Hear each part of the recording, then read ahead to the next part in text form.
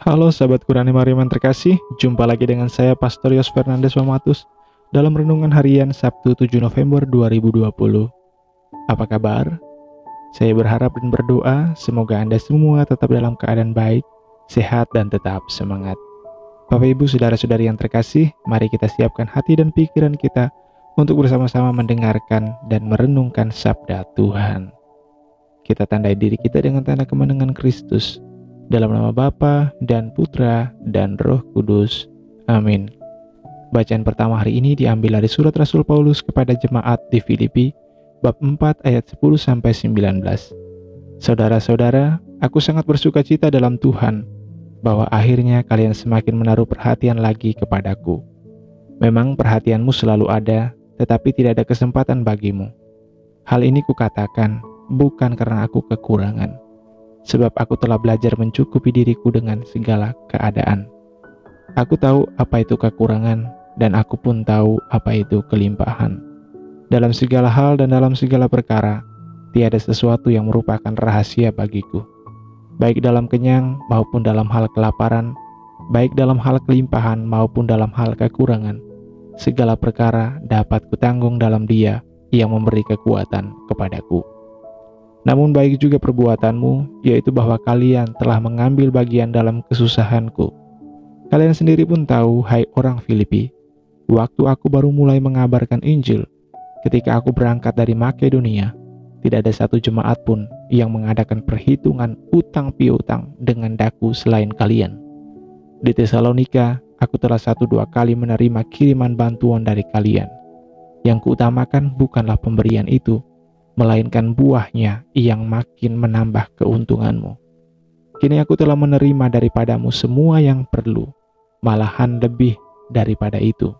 Aku berkelimpahan, karena aku telah menerima kirimanmu dari Epafroditus, suatu persembahan yang harum, suatu korban yang disukai dan yang berkenan kepada Allah. Allahku akan memenuhi segala keperluanmu, menurut kekayaan dan kemuliaannya dalam Kristus Yesus. Demikianlah sabda Tuhan. Syukur kepada Allah. Dan Injil hari ini diambil dari Injil Lukas bab 16 ayat 9-15. Tuhan sertamu dan sertamu juga. Inilah Injil Tuhan kita Yesus Kristus menurut Lukas. Dimuliakanlah Tuhan. Yesus berkata kepada murid-muridnya, ikatlah persahabatan dengan mempergunakan mamon yang tidak jujur, supaya jika mamon itu tidak dapat menolong lagi, kalian diterima di dalam kemah abadi. Barang siapa setia dalam perkara-perkara kecil, ia setia juga dalam perkara-perkara besar. Dan barang siapa tidak benar dalam perkara-perkara kecil, ia tidak benar juga dalam perkara-perkara besar.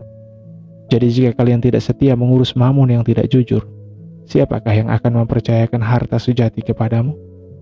Seorang hamba tidak mungkin mengabdi kepada dua tuan, karena jika demikian, ia akan membenci yang seorang dan mengasihi yang lain, atau ia akan setia kepada yang seorang dan tidak mengindahkan yang lain. Kalian tidak dapat mengabdi kepada Allah dan kepada Mamon. Semuanya itu didengar oleh orang-orang Farisi, hamba-hamba uang itu, dan mereka mencemoohkan Yesus. Maka Yesus berkata kepada mereka, kalian membenarkan diri di hadapan orang, tetapi Allah mengetahui hatimu, sebab apa yang dikagumi manusia dibenci oleh Allah. Demikianlah Injil Tuhan. Terpujilah Kristus. Saudara-saudari yang terkasih, sahabat Qurani Marum yang saya cintai, Injil hari ini mengingatkan kita tentang beberapa poin berikut. Yang pertama, kesetiaan pada hal-hal kecil menjadi indikasi bahwa seseorang dapat setia juga dalam perkara-perkara besar. Logikanya, kalau seseorang tidak dapat setia pada hal kecil, bagaimana mungkin ia dapat setia pada perkara-perkara besar? Implikasinya dalam kehidupan kita adalah, kita diingatkan bahwa untuk mendapatkan kepercayaan besar, kita perlu setia pada hal-hal kecil yang telah dipercayakan kepada kita hari ini. Jalankan segala tugas dan tanggung jawab kita dengan setia. Jalankan tugas-tugas kecil itu dengan penuh kasih. Karena hal kecil, perkara kecil, yang dikerjakan dengan kasih yang besar akan membuahkan sesuatu yang tidak pernah terpikirkan oleh kita. sebesar dan sedahsyat apapun pekerjaan kita, kalau tidak ada kasih di dalamnya, maka semua tidak akan memberi arti dalam kehidupan kita. Meskipun kita hanyalah orang yang kecil, orang yang diberi tugas dan tanggung jawab kecil dalam masyarakat, tetapi ketika kita mau melakukan tugas kita itu dengan penuh kasih, kita akan menjadi bahagia dan akan mengalami kedamaian yang sejati. Tidak perlu merendah dan tidak perlu merasa diri paling tidak beruntung. Bersyukurlah dan setialah melakukan tugas dan tanggung jawab yang dipercayakan kepada kita hari ini. Karena pada akhirnya, kita akan menuai sesuai dengan apa yang kita tabur, apa yang kita usahakan. Kemudian poin yang kedua, kita diingatkan bahwa kita tidak akan bisa mengabdi tua-tuan. Tuhan hanya mau katakan bahwa Ia adalah satu-satunya Tuhan yang harus kita sembah dan kita muliakan. Tidak ada Tuhan lain yang layak disembah selain Dia. Di akhir Injil, ada disinggung bahwa orang-orang Farisi adalah hamba-hamba uang. Nah, dengan demikian Yesus hendak menyadarkan para pendengarnya, termasuk kita, bahwa kita tidak bisa mengabdi Tuhan dan uang sekaligus. Tuhan harus selalu menjadi nomor satu. Uang tidak boleh dan tidak akan pernah bisa menggantikan posisi Tuhan. Uang dapat menjauhkan kita dari kasih karunia Tuhan, tetapi juga dapat mendekatkan kita pada kasih karunia Tuhan. Tinggal kita mau memilih yang mana. Ketika uang dapat kita gunakan untuk melakukan segala sesuatu yang mendatangkan kebaikan bagi banyak orang, maka kita akan dekat dengan kerajaan surga. Uang mendekatkan kita dengan kerajaan surga.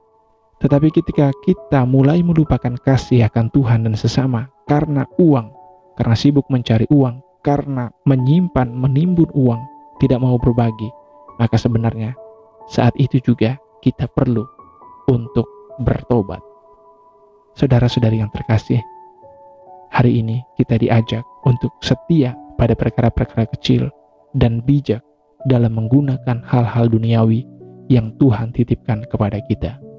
Tidak ada sesuatu pun yang dapat kita sombongkan dalam kehidupan ini, karena apa yang kita anggap sebagai milik kita, sebenarnya pertama-tama itu adalah suatu pemberian yang kita terima dari Tuhan sendiri. Saudara-saudari yang terkasih, tidak ada yang benar-benar menjadi milik kita dalam dunia ini. Semua adalah pemberian, semua adalah anugerah yang Tuhan berikan kepada kita.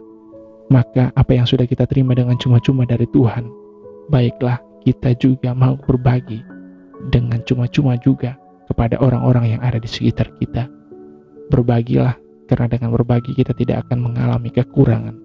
Dengan berbagi justru kita menginvestasikan apa yang kita miliki untuk suatu kebahagiaan dan kegembiraan serta kesejahteraan kekal dalam kehidupan abadi dalam kerajaan surga. Bapak Ibu saudara-saudari yang terkasih, mari kita hening sejenak. Kita mohon berkat dan rahmat dari Tuhan, agar semakin hari kita semakin bijaksana dalam menggunakan apa yang Tuhan titipkan kepada kita. Marilah berdoa. Ya Tuhan Allah Bapa yang Maha Kuasa, kami bersyukur kepadamu atas segala anugerah dan rahmat yang Kau berikan kepada kami. Semoga kami semakin bijaksana dalam menggunakan segala hal-hal duniawi yang Engkau titipkan kepada kami. Sadarkanlah kami bahwa segala sesuatu yang kami miliki hari ini dalam kehidupan kami, semua itu adalah anugerah dan rahmat dari-Mu sendiri. Maka dengan kesadaran itu, semoga kami tidak hanya mau menyimpan semua yang kami dapat dari-Mu itu untuk kepentingan kami sendiri. Bantulah kami untuk senantiasa mau berbagi kasih kepada orang-orang yang ada di sekitar kami, sehingga anugerah yang kami terima juga dialami oleh semakin banyak orang. Dikalalah kami kini dan sepanjang segala masa. Amin. Dalam nama Bapa dan Putra dan Roh Kudus. Amin. Salam Tuhan Yesus memberkati.